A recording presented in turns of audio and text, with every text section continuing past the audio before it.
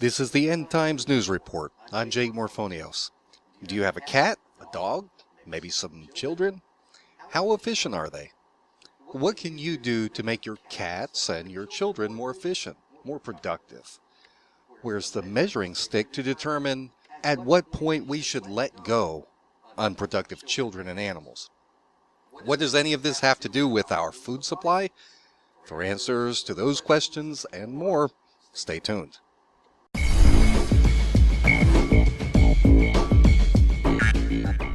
In previous videos in this Food Wars series, I explained how New World Order globalists went to war with our food and farming industries and destroyed our widespread access to wholesome food.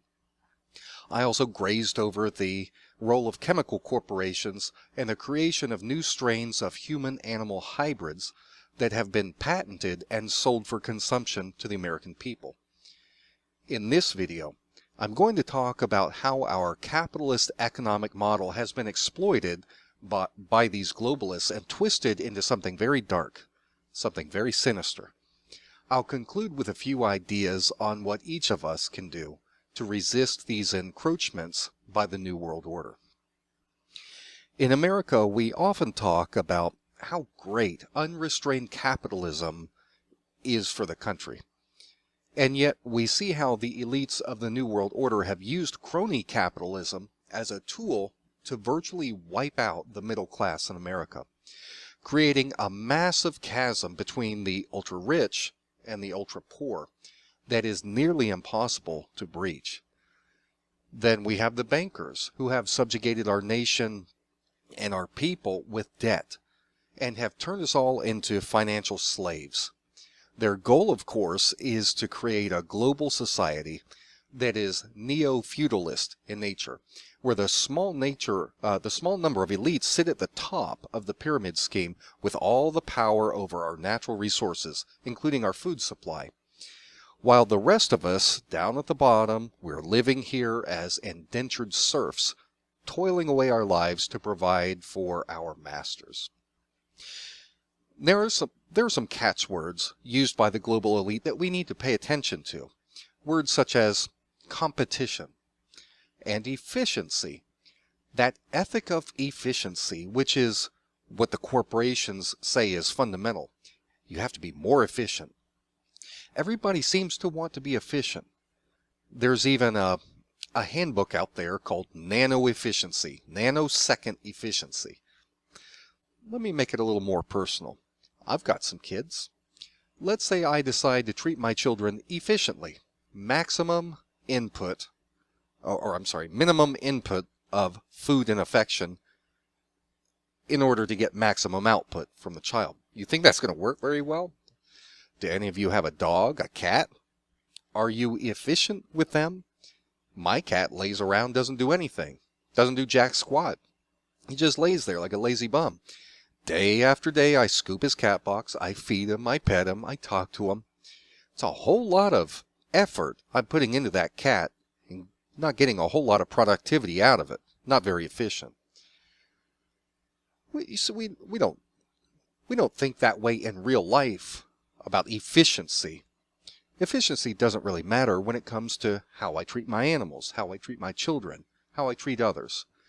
It doesn't really matter to you either, I don't think. So why is it that we accept this with the attitude of a corporation? Why can a corporation poison us and our children? Why is it okay for a corporation to mistreat in a very cruel manner large numbers of animals, all in the name of efficiency? If efficiency is not what drives us as humans, then what is? The answer to that, of course, is love. We love our pets. We love our children. We love each other. Love is far more important than efficiency in our lives. That should also be how we feel about the soil, about farms, about our food supply. We need to start saying to these corporations, we're not going to let your efficiency ethic run rampant. What you do needs to be balanced with love, with understanding, with responsibility. And if you can't do that, we're not going to buy your products. I know someone is going to say, well, Corporations thrive on competition. It's necessary to compete fiercely in the marketplace. Well, let's go back to that analogy of our pets or our children. I've got a daughter. She's 11. I've got sons, teenage sons. Let me take one of them. I've got a teenage son who can get a whole lot more work done than my 11-year-old daughter. Much more efficient worker. Who's going to go to their child and say, I'm sorry, sweetheart, you were beaten by your brother. He's far more successful than you are at getting his chores done. I'm sorry, you're the weakest link. You need to move on, move out. We don't have room for you.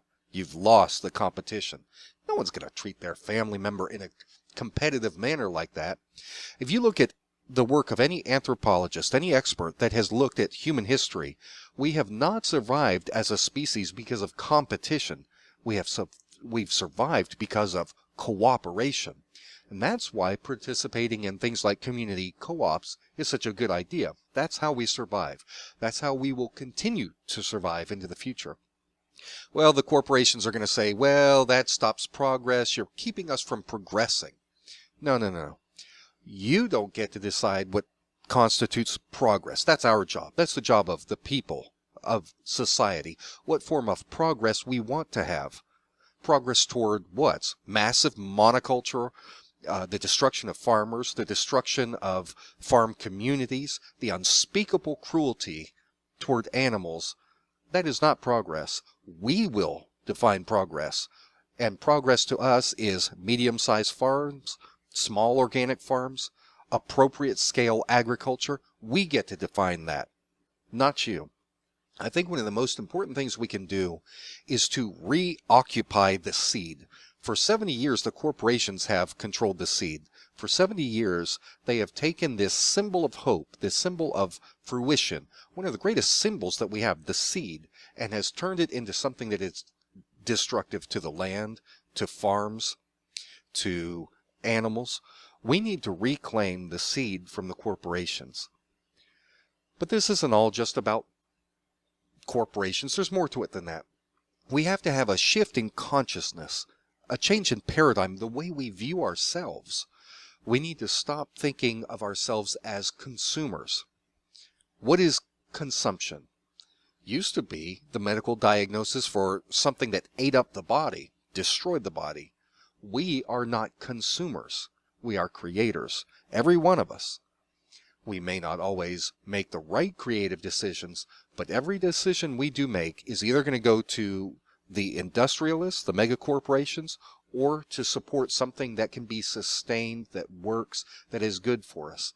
Every decision you make after watching this video regarding your food, you are casting your vote one way or the other.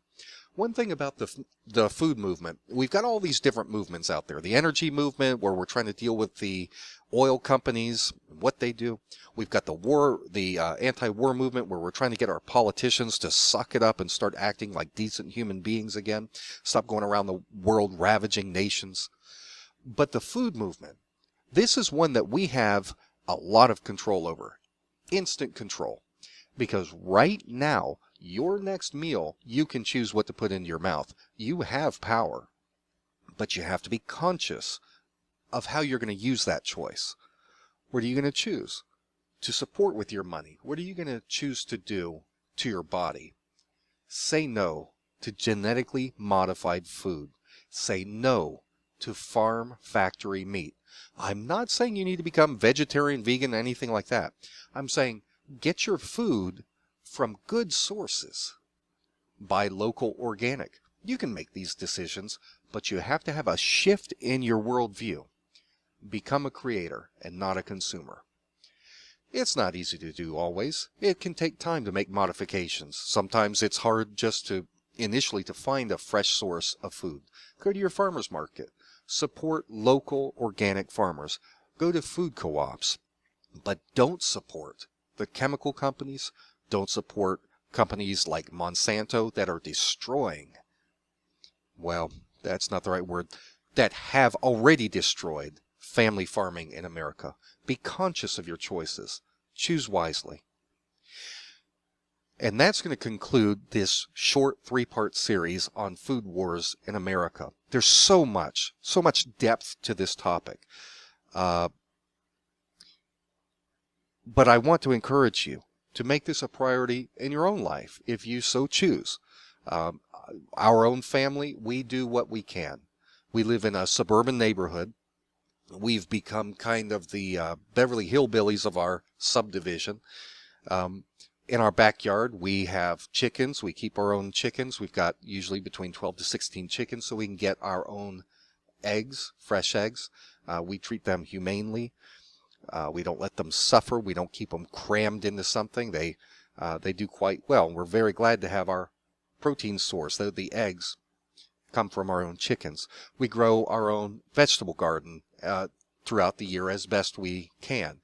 We don't get all of our food from it, but we do get a lot of food from our own gardening. We have herb gardens, vegetable gardens. We keep bees. I keep bees on the property. They help to cross-pollinate. We have apple trees, fig tree, grapevines. We've got things like that. That's something that any American can do regardless of where you live. You may have certain ordinances, certain rules in your area that you have to adhere to.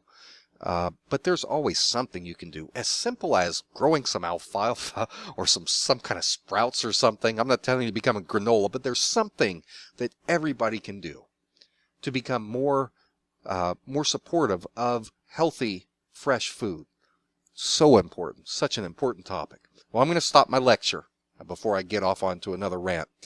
I appreciate that you took the time to watch. If you agree with these things, I hope that you will share this video on social media sites like Facebook.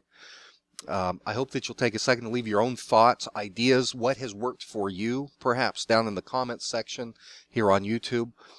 And subscribe to this channel. Food's not the only topic that I discuss on the End Times News Report, but it's one of many. Until next time, this has been Jake Morphonius. Thank you so much. Have a great day.